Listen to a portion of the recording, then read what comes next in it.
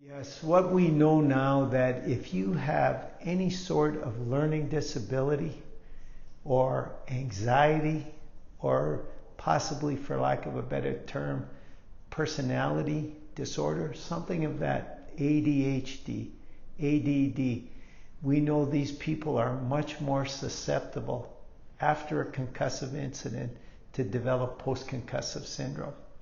And that's a problem because I think there's lots and lots of kids that participate in sports. We know that sport is great for ADHD kids and ADD kids because it helps with all the integration. It helps the integration of their joints and their muscles.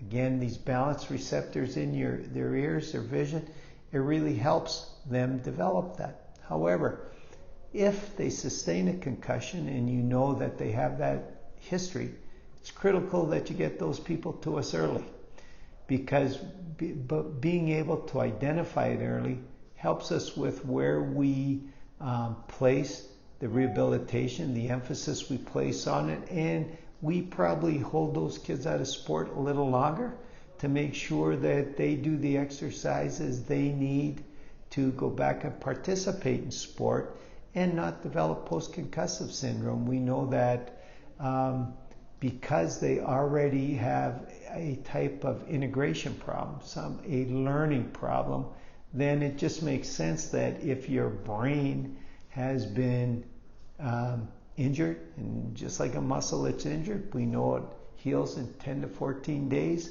that it's critical that we do the right things early to allow that brain to heal properly, but at the same time making sure that these integrative reflexes that occur between balance in the ears, your predictive vision, your joints and your muscles, we make sure that all those reflexes are maintained properly at a low level, allow your brain to recover properly, and then move you through that rehabilitative process at a rate that's appropriate to you.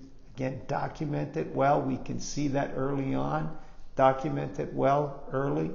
And then before we release you back to sport, reevaluate you. One of the big things we've done at HDPT is we want to be part of a team. And so each and every day that we're at work, we receive referrals from vision specialists. We receive referrals from medical doctors, occupational therapists, from other physical therapists that are working basically in that realm of sensory integration or ADHD, ADD, things of that nature. We receive lots of referrals from people like that. Yes, you can ask them to refer to us. We'll make sure we get all our information to them, which would be, I think, a very valuable tool.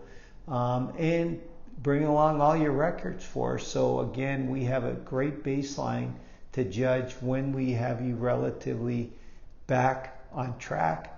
And certainly we love input from as many medical professionals as we can. We want to be a part of the team, not just the team. We want to be a part of the team and work well with any other medical professional, athletic trainers. You know, I'm thinking neuropsychology. Any of those people we integrate very well with. We don't do it all. We do very specialized work, but then provide that information to other team members.